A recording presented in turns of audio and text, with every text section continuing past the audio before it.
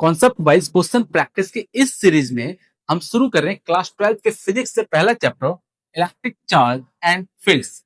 हर एक चैप्टर का सबसे पहला कॉन्सेप्ट जो होता है वो होता है इंट्रोडक्शन। तो यहाँ पे हम इंट्रोडक्शन से ही शुरू कर रहे हैं।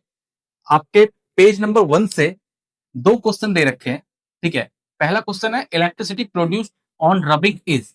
बोले तो किसी भी दो चीज को रब करने पे जो इलेक्ट्रिसिटी प्रोड्यूस होती है वो इनमें से कौन सी इलेक्ट्रिसिटी होती है। ऑप्शन ए दे रखा है स्टैटिक इलेक्ट्रिसिटी, ऑप्शन बी दे रखा है इलेक्ट्रोमैग्नेटिक, ऑप्शन सी दे रखा है करंट इलेक्ट्रिसिटी और ऑप्शन डी दे रखा है नॉन ऑफ दीज।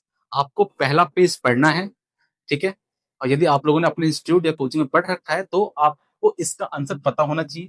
ठीक है, वैसे इसका आंसर जो है किसी भी दो चीज को रब करने में जो इलेक्ट्रिसिटी प्रोड्यूस होती है उसे बोला जाता है स्टैटिक इलेक्ट्रिसिटी। ऑप्शन ए जो है वो इसका करेक्ट आंसर है। क्लियर है। सेकंड क्वेश्चन दे रखा है बच्चों, वो भी पहली पेज से है। When a person combs his hair, static electricity is sometimes generated। ध्यान देना, static electricity is sometimes generated by what process। किस प्रोसेस के द्वारा static electricity कभी कभार जनरेट होती है जब कोई भी इंसान अपने बालों में कंघी करता है तो। ठीक है, ऑप्शन ए दे रखा है contact between the comb and hair results in a charge, option B दे रखा है friction between the comb and hair result in the transfer of electrons, option C दे रखा है conduction between the comb and hair, option D दे रखा है बच्चों induction between the comb and hair.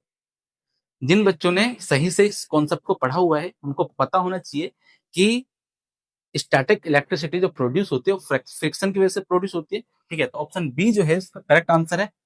ये आपके इंट्रोडक्शन से दो क्वेश्चन दे रखा है, पेज नंबर 1 से ये दो क्वेश्चन है। ठीक है, अब हम मिलेंगे नेक्स्ट कॉन्सेप्ट के क्वेश्चंस के साथ। तब तक के लिए जय भारत।